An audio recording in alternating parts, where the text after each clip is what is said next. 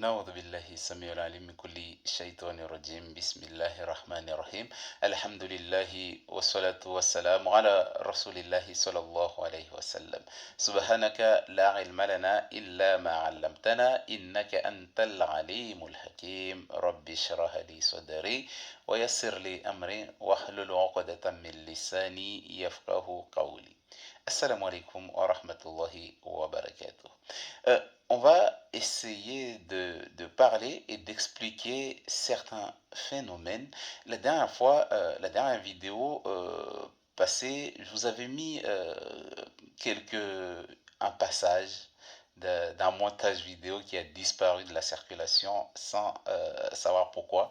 J'ai fait pas mal de vidéos qui ont qui ont disparu comme ça, sans laisser de traces. Allah seul sait. Donc c'était pour expliquer aussi aux gens qui pensent que quand on est raki ou quand on est médecin, on tombe pas malade. Il y a une fois, j'ai dit à une personne que je me sens pas bien. Elle m'a dit non, non, non, non, t'as pas le droit. Toi, tu es un raki. Toi, tu es quelqu'un qui soigne les gens. Je comprends pas comment se fait-il que tu vas tomber malade. Je lui ai dit mais je suis un être humain. Tout être humain est voué à tomber malade ou à se sentir pas bien, est éprouvé aussi.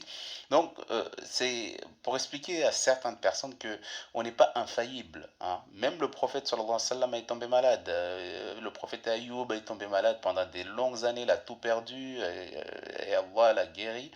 Et dans tout ça, c'est encore à la patience, hein. Dans la plupart des vidéos, je parle de la patience parce que je trouve que la plupart des gens n'arrivent plus à patienter, n'arrivent plus à endurer.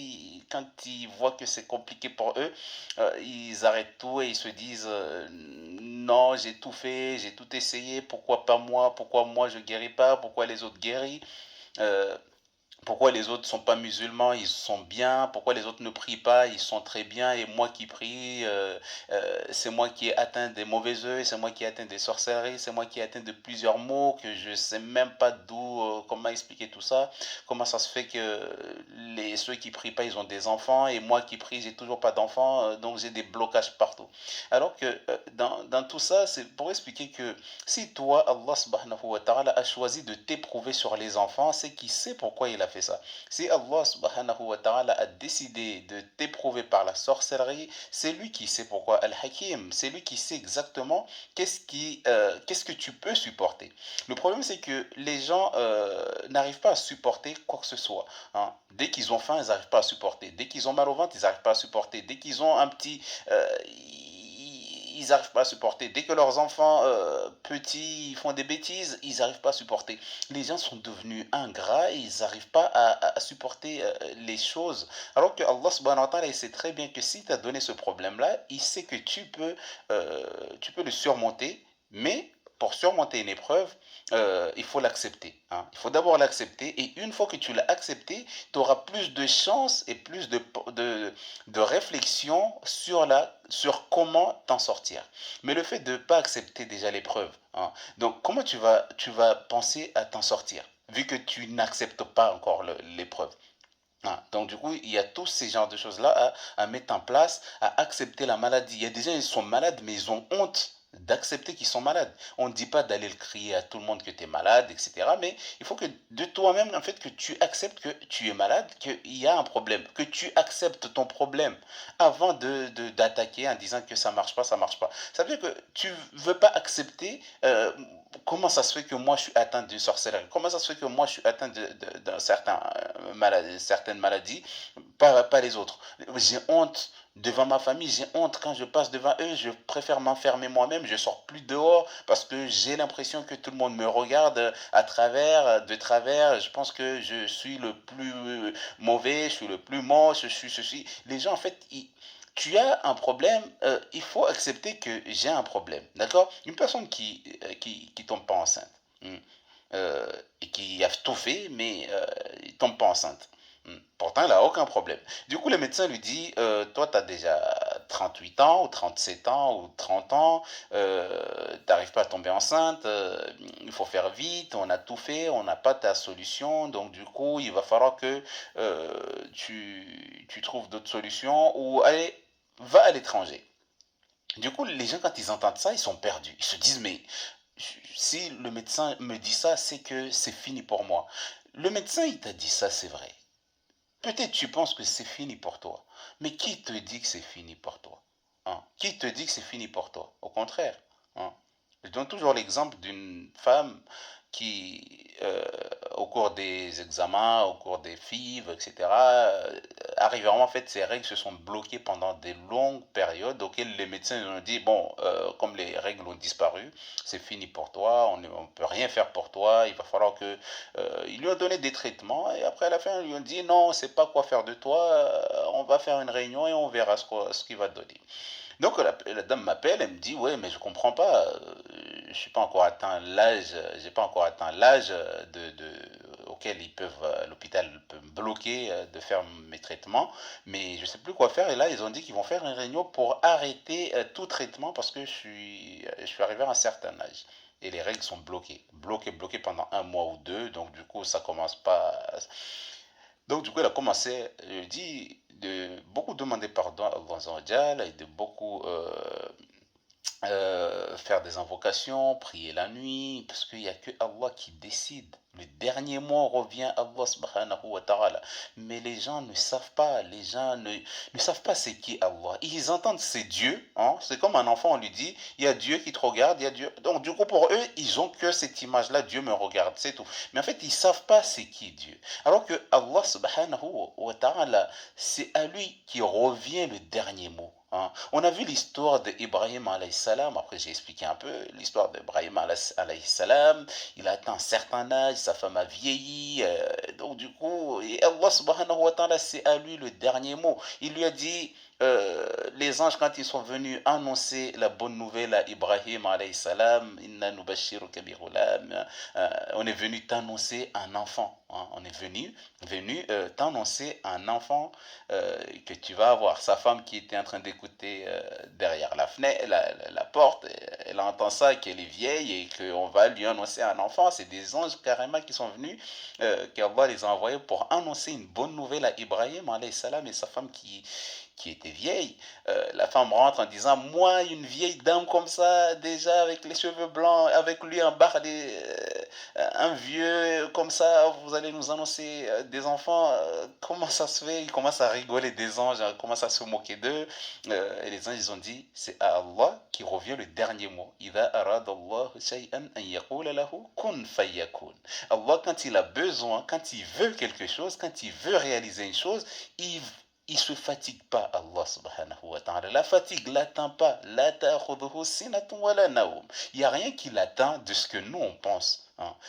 C'est pour ça qu'on fait les subhanallah et tout ça pour glorifier et montrer qu'Allah rien de ce que les gens, subhanallah, de tout ce que les gens pense de négatif de lui, en fait, ça ne l'atteint pas. De tout ce que les gens adorent en dehors de lui, ça ne l'atteint pas. Donc ça veut dire qu'il est pur. Et tout ce qu'il décide, c'est à lui qui a créé l'être humain. C'est lui qui a créé chaque chose. Et c'est lui qui t'a créé. Il sait exactement le sang, la façon dont ton sang il circule à l'intérieur de toi. Et il sait exactement à quel point auquel ton sang, quand il va passer à certains endroits de ton corps, il y aura un problème et tu tomberas malade. Il sait tout ça. Mais il ne va pas venir lui-même te tenir la main. Il faut que tu fasses des causes. Il faut que tu fasses des causes. C'est les causes que tu fais qui vont faire que quand tu manges sainement, bah, ta digestion sera autre. Quand tu vas manger telle chose, ta santé sera autre. En fait, il a mis une loi sur terre auquel on est obligé en fait de suivre cette loi que lui, il a mis en faveur de l'être humain. Et il a dit toute personne, celui qui va suivre une loi, celui qui va se détourner de ce que Allah subhanahu wa ta'ala a mis en place pour nous, pour l'être humain, je vais faire de lui, ça sera un démon shaitan qui sera son ami intime. Ça veut dire qu'il va être attaché à un shaitan. Donc ça veut dire que celui qui délaisse le bien-être, la façon dont Allah subhanahu wa ta'ala nous a prédestinés dans le bien, mangez ceci, mangez sainement, faites du sport, faites des choses auxquelles pour profiter, pour que le corps se sente bien, quand tu les délaisses, c'est ce qui se passe pas, les gens ils font quoi? Ils tombent malades, ils ont des problèmes. Pourquoi? Parce qu'ils se détournent. Celui qui se détourne du rappel d'Allah, il y a Shaitan en fait qui devient ton ami. Du coup, celui qui qui se détourne d'Allah subhanahu wa ta'ala, de sa manière, de ce qu'il a écrit, de ce qu'il a décrété, de ce qu'il a mis sur terre comme loi à prendre en compte, quand tu vas dans le sens contraire, bah, tu tomberas malade. Et là, ça veut dire que c'est pas lui qui t'a mis la maladie. Il a créé la maladie, il a créé aussi la guérison. Donc du coup, il t'a dit, si tu tombes malade, bah, cherche la solution. Donc tu dois chercher la solution comme le prophète sallallahu alayhi wa sallam nous dit tout le temps dans les kulli da'in dawa. À chaque maladie, il y a la guérison. Certains savants disent que là où la maladie a été créée, c'est là où le remède a été créé. Donc du coup, ils descendent en même temps. Soit on connaît ou on ne connaît pas, mais il va falloir que chaque personne puisse ne pas lâcher. Quand je dis ne pas lâcher, c'est que c'est vrai, tu as assez fait, tu as fait beaucoup de choses, mais tu vois que ça marche pas, c'est que oriente-toi vers Allah. Tu vas me dire, ouais, je me suis déjà orienté plusieurs fois vers Allah subhanahu wa ta'ala, mais il ne me donne pas de solution. Des fois, Allah subhanahu wa ta'ala, il te donne la solution, mais tu la négliges. Il t'envoie des messages psychologiques ou des messages inspiration ou des gens qui viennent te parler d'une solution, mais tu ne prends pas en compte. Du coup, c'est pour ça que beaucoup de gens pensent qu'Allah ne les répond pas. Alors que des fois, Allah peut te répondre par la bouche de quelqu'un d'autre. Du genre, ça veut dire que Allah subhanahu wa ta'ala, il va t'amener quelqu'un qui va te dire une solution que tu ne t'attendais pas. Alors, on va prendre un exemple. J'avais fait un istikhara pour savoir quel métier je devais, quelle étude je devais faire. Et comme ça, on m'a appris le istikhara. On m'a dit, si tu as des doutes sur ton avenir ou sur quelque chose auquel tu balances entre deux décisions, fais le istikhara et c'est Allah qui s'occupe de tout. Bon, moi, on m'avait expliqué que c'était les rêves, alors que le istikhara, c'est pas obligé que ça soit un rêve, ça peut être, c'est ta vie en fait, c'est un cheminement de ta vie Allah va t'orienter sur un chemin que tu t'attendais pas ou sur le bon chemin que tu avais déjà. Du coup, en fait, il va te raffermir sur ce chemin-là. Donc, du coup, moi, je fais mon istikhara, tranquille, je finis, je sors de la mosquée, je vais chez moi et ma famille commence à, comme ça. J'ai rien demandé, ni même pas parlé de ça. J'entends ma famille qui commence à parler de certains métiers. Oui, il faut faire ceci, parce que ça, c'est un bon métier. J'ai vu telle personne l'a fait. Ils étaient en train de discuter de ça. Du coup, à la fin, moi, je me dis, mais est-ce que là, qu'est-ce que je dois prendre dans cette discussion déjà qui parle de, j'ai fait un istihara pour savoir quel métier faire plus tard. Et là, j'entends des gens qui sont en train d'expliquer aux autres un métier qui sera intéressant et important dans l'avenir. Du coup, moi, je me suis dit, ok, du coup, là, je ne vais pas refaire un istikhara. Parce que ces gens-là, je ne leur ai pas posé la question, est-ce que vous aimez tel métier ou pas? Non. J'arrive, je trouve les gens, ils sont en train de parler d'un métier que j'avais même pas en tête. Et à la fin, bah, j'ai compris en fait que Allah subhanahu wa ta'ala, wa ma ya'lamu junuda rabbik illa hu, personne ne connaît le nombre de soldats d'Allah. Allah peut utiliser une mouche, Allah peut utiliser un être humain, Allah peut utiliser un animal pour sauver ou pour tuer ou pour faire quoi que ce soit sur terre. En fait, tout ça, ça fait partie des soldats d'Allah. Personne ne connaît la quantité des soldats d'Allah subhanahu wa ta'ala illa hu, sauf lui seul. Donc c'est pour ça que des fois tu demandes à Allah, tu te lèves la nuit, tu pries, tu demandes à Allah, je veux ça, je veux ça, je veux ça.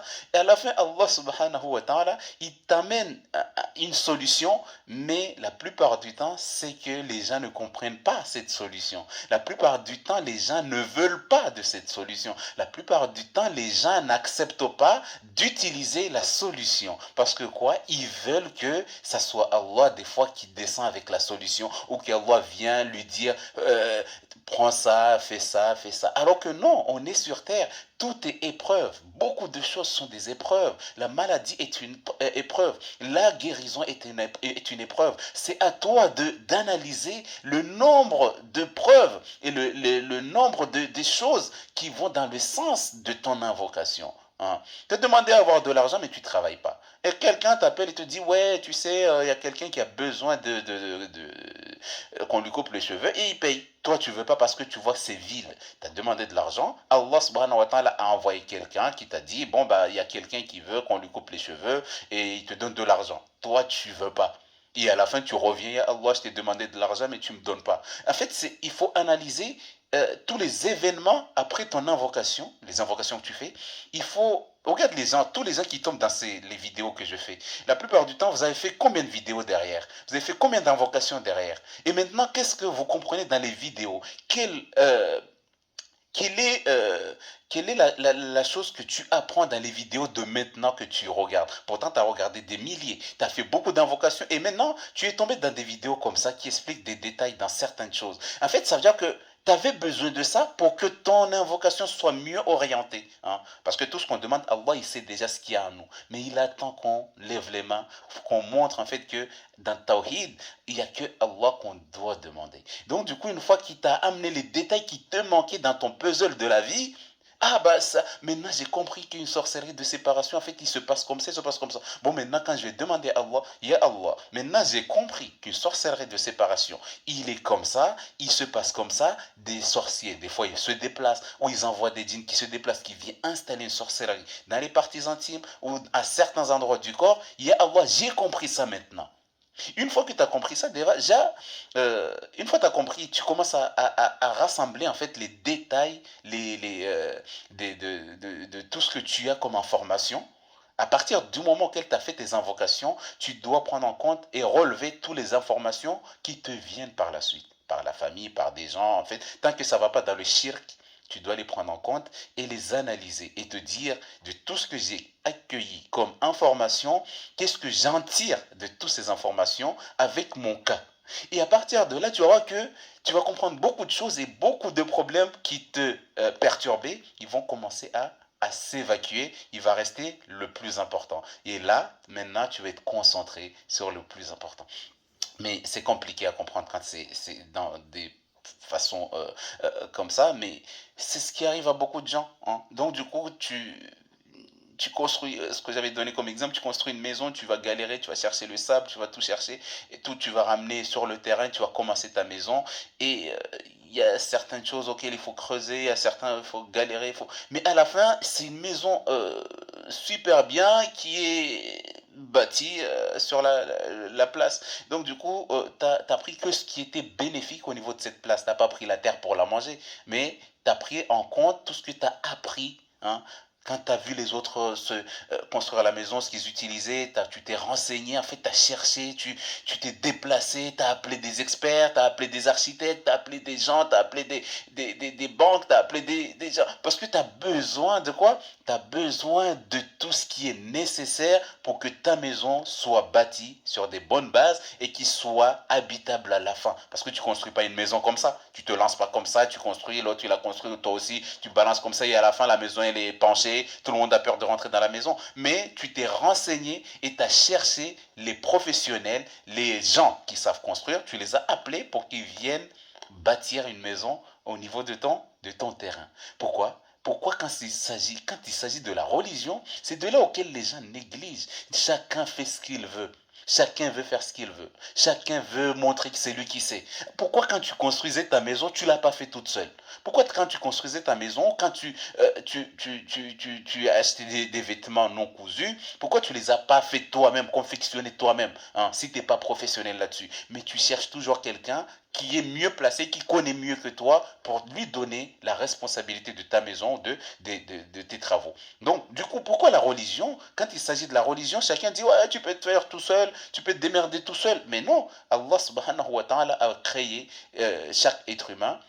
Il a créé avec chaque être humain, il a un savoir-faire, hein.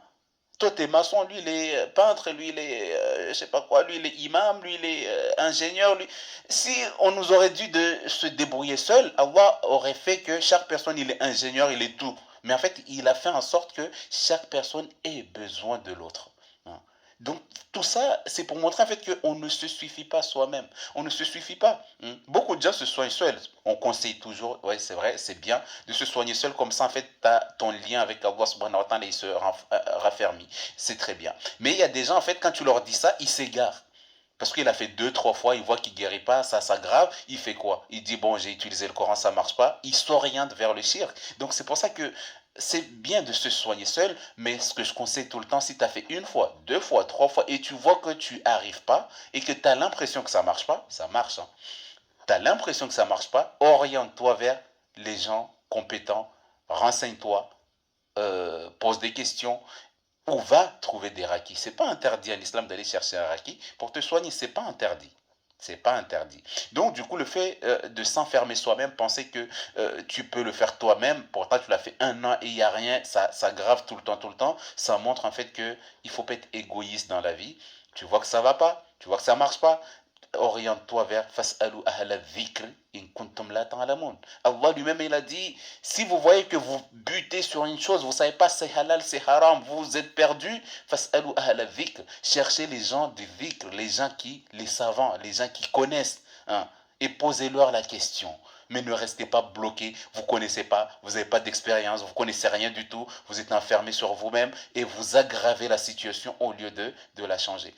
Donc, dans tout ça, c'est pour expliquer aux gens de ne pas s'enfermer, ne pas penser que oui, moi, parce que beaucoup de gens, j'en ai vu des milliers qui ont essayé, hein, mais les djinns arrivant, en fait, c'est comme ils deviennent mutants, hein, ils connaissent les versets que tu lis tout le temps, ils connaissent ton mental, ils mesurent en fait ce qui se passe dans ta tête, tu es déjà fatigué, tu commences à te fatiguer, tu désespères, après les waswas, ils prennent le dessus, pourquoi? Parce qu'en fait, à force d'être seul, de t'enfermer, tu as des problèmes, tu as des maladies, tu as une maladie grave, mais tu veux le cacher, tu veux pas l'accepter. Bah, tout ça, ça pousse les wasawis à venir en toi et te pousser dans un gouffre auquel tu t'en sors plus. Arrivé en fait, les gens ils lâchent tout. Hein, je me soignais, mais là j'ai tout laissé, j'en ai marre. Les gens ils en ont marre. Pourtant, le Coran, Allah a dit j'ai fait descendre du Coran ce qui est une guérison. Hein. Du coup, ce qui est une guérison, ça veut dire qu'il y a beaucoup de musulmans, hein, qui profitent de cette rahma qu'il y a dans le Coran. C'est que si toi, tu n'as pas réussi, peut-être quelqu'un d'autre a la bénédiction, il peut t'aider tant que c'est pas dans le shirk. Il faut éviter le shirk. Donc, du coup, tu peux t'orienter vers des gens qui s'y connaissent, qui peuvent t'orienter, t'expliquer, t'enseigner, te donner les explications qu'il faut pour que tu ne t'enfermes pas seul. On ne se suffit pas à soi-même. Allah a créé l'homme et la femme pour que on se connaisse, hein, pour qu'on voit que ça c'est une femme, j'ai besoin d'elle, et que la femme dit aussi j'ai besoin d'un homme. Sinon, Allah aurait créé chacun à se débrouiller seul. Tu es chez toi, dans ta maison, tu n'as pas besoin de femme, tu as besoin que de toi-même. Mais Allah a fait en sorte que dans le mental de chacun, on se dit, je suis célibataire, il faut que je cherche quelqu'un parce que je ne peux pas vivre là seul dans une grande maison comme ça. Il faut que j'ai quelqu'un. Hein. Donc ça veut dire que c'est pour pousser les gens dans leur mental à ne pas se dire que je me suffis à moi-même. Allah seul se suffit à lui-même. Allah seul se suffit à lui-même. Beaucoup de gens par orgueil, ils pensent qu'ils se suffisent parce qu'ils ont de l'argent. Hein, parce qu'ils se voient qu'ils ont de l'argent, ils ont des enfants, ils se voient qu'ils peuvent se passer des autres. On ne peut pas se passer des autres. Ce que tu connais, l'autre ne connaît pas. Ce que l'autre connaît, tu ne connais pas. Hein. À chaque fois qu'il y a une personne qui a une science, il y a quelqu'un qui l'a dépassé. Du coup, c'est pour montrer en fait qu'on a toujours besoin de l'autre. Donc c'est pour ça que dans tout ça, ne pas s'enfermer sur vous-même. Si vous êtes soigné, vous avez fait ce qui est nécessaire, mais vous n'avez pas réussi, c'est pas grave. Continuez. Mais si vous voyez que vous butez, ça marche pas, ça grave, cherchez les gens qui sont plus compétents, hein, ceux qui peuvent vous aider. Orientez-vous vers eux pour éviter de tomber dans les wasawis, hein, auxquels tu vas penser du mal du Coran, du mal d'Allah, parce que beaucoup ont essayé de se soigner, à la fin se sont égarés en se disant Allah, pourquoi il m'a abandonné? Il a dit il faut lire le Coran, je le lis tous les jours, mais je tombe toujours malade. Il a dit de mettre Al-Baqarah à la maison, le prophète a dit sallallahu alayhi wa sallam, de mettre Al-Baqarah à la maison et la maison sera protégée des démons. Moi, je le mets tous les jours et j'ai toujours des problèmes. Ma maison, je sens toujours des présences. Je comprends pas. Du coup, depuis ce jour-là, je n'écoute plus le Coran. Je mets plutôt de la musique, etc. Du coup, en fait, des gens, en fait, ils dévient. Ils dévient parce qu'en fait, ils n'ont pas compris. Ils n'ont pas compris. Donc, c'est pour ça que quand vous voyez que ça ne marche pas, orientez-vous vers des gens de science, des gens qui connaissent, des gens qui savent comment vous orienter. Inch'Allah ta'ala, peut-être tu entendras une parole ou peut-être quelqu'un te dira quelque chose auquel tu avais besoin pour que tu puisses enfin avancer et faire avancer tes enfants. Inch'Allah ta'ala. Wassalamu alaikum wa rahmatullahi wa barakatuh.